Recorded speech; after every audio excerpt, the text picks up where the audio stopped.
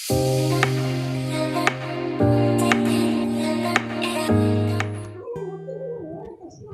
ಕಾಲದಲ್ಲಿ ಕಾವೇರಿ ನದಿಯ ತೀರದಲ್ಲಿರುವ ಸುಂದರವಾದ ರಾಜ್ಯವೊಂದರಲ್ಲಿ ಧರ್ಮರಾಜ ಎಂಬ ಒಬ್ಬ ಒಳ್ಳೆಯ ರಾಜನಿದ್ದನು. ಅವನಿಗೆ ರಾಣಿ ಲಕ್ಷ್ಮೀದೇವಿಯು ಸೌಂದರ್ಯ, ಬುದ್ಧಿವಂತಿಕೆ ಮತ್ತು ಕರುಣೆಯ ಸಂಕೇತವಾಗಿದ್ದಳು. ರಾಜ್ಯದ ಮಂತ್ರಿಯಾದ ವಿಶ್ವಾಸರಾಯನು ತೀಕ್ಷ್ಣ ಬುದ್ಧಿಯ ನೀತಿವಂತನಾಗಿದ್ದನು. ರಾಜ, ರಾಣಿ ಮತ್ತು ಮಂತ್ರಿಯ ಒಡನಾಟದಿಂದ ರಾಜ್ಯವು ಸಮೃದ್ಧವಾಯಿತು. ಜನರೆಲ್ಲರೂ ಸಂತೋಷದಿಂದ ಬದುಕುತ್ತಿದ್ದರು. ಒಂದು ದಿನ ರಾಜ್ಯದ ಗಡಿಯಲ್ಲಿ ಒಂದು ವಿಚಿತ್ರ ಸಮಸ್ಯೆ ಕಾಣಿಸಿಕೊಂಡಿತು. ಗಡಿಯ ಗ್ರಾಮವೊಂದರಲ್ಲಿ ರಾತ್ರಿಯ ವೇಳೆ ಜನರ ಒಡವೆಗಳ, ಆಹಾರ ಮತ್ತು ಬೆಲೆಬಾಳುವ ವಸ್ತುಗಳು ಕಾಣೆಯಾಗುತ್ತಿದ್ದವು.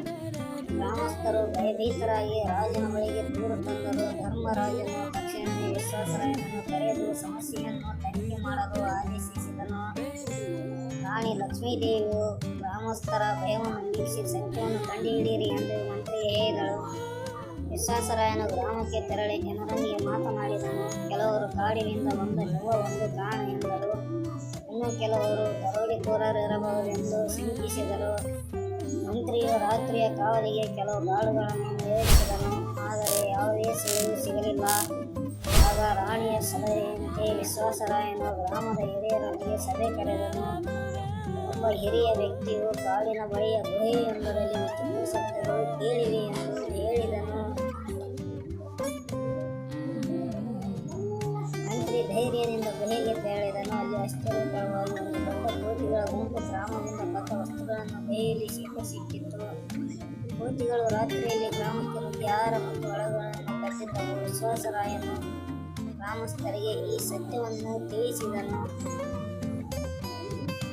ರಾಜನ ಆದೇಶದಂತೆ ಕಾಡಿನಲ್ಲಿ ಕೋತಿಗಳಿಗೆ ಆಹಾರದ ವ್ಯವಸ್ಥೆ ಮಾಡಲಾಯಿತು. ಇದರಿಂದ ಅವು ಗ್ರಾಮಕ್ಕೆ ಬರದಂತೆ ತಡೆಯಲಾಯಿತು. ರಾಜ ಧರ್ಮರಾಜನ ಮಂತ್ರಿಯ ಬುದ್ಧಿವಂತಿಕೆಯನ್ನು ಶ್ಲಾಘಿಸಿದನು. ರಾಣಿ ಲಕ್ಷ್ಮೀದೇವಿಯು ಸತ್ಯವನ್ನು ಕಂಡುಹಿಡಿಯಲು ತಾಳ್ಮೆ ಮತ್ತು ಕರುಣೆ ಬೇಕು ಎಂದು ಹೇಳಿದಳು. ಗ್ರಾಮಸ್ಥರು ಮತ್ತೆ ಶಾಂತಿಯಿಂದ ಬದುಕಲು ಆರಂಭಿಸಿದರು. ರಾಜ, ರಾಣಿ ಮತ್ತು ಮಂತ್ರಿಯ ಒಗ್ಗಟ್ಟಿನಿಂದ ರಾಜ್ಯವು ಮತ್ತಷ್ಟು ಸಮೃದ್ಧವಾಯಿತು.